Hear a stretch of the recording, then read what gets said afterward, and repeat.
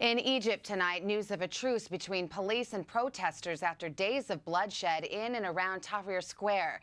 Meantime, there are new developments involving 3 American teens being held in an Egyptian jail. For the latest, we turn to NBC's Ayman Mohyeldin in Cairo tonight. Ayman, good evening. Good evening, Savannah. It's been a week of deadly protests and thousands remain in Tahrir Square behind me. They are now calling for a million-man march on Friday that is going to be a political showdown between the protesters and the military rulers. It was the front line of intense fighting all week long. This street off of Tahrir Square, the site of day-long battles between Egyptian security forces and protesters that continued late into Wednesday evening. By Thursday morning, a shaky truce seemed to be sticking, the military erecting a barrier to separate the two sides. The fighting on the street may have stopped, but the political standoff still continues. Battered but still determined, protesters are demanding the military immediately hand over power to a civilian government.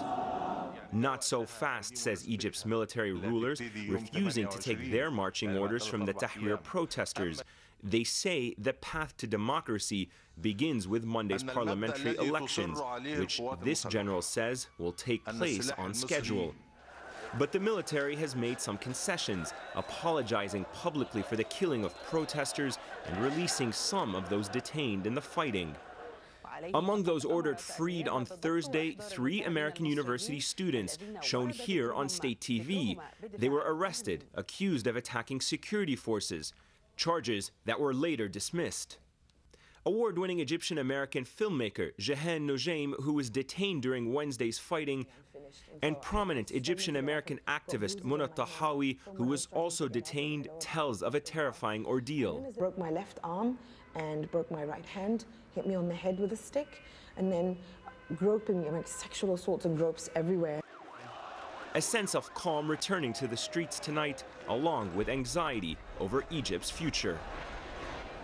Savannah, the military has been under intense pressure ever since an interim government resigned. This evening, NBC News has learned they have appointed a new prime minister to form an emergency cabinet, but the protesters behind me aren't convinced that he will be given the power he needs to put Egypt on the right path. All right, Ayman Mohyeldin in the middle of the night in Cairo. Thank you, Ayman. And back in this country, more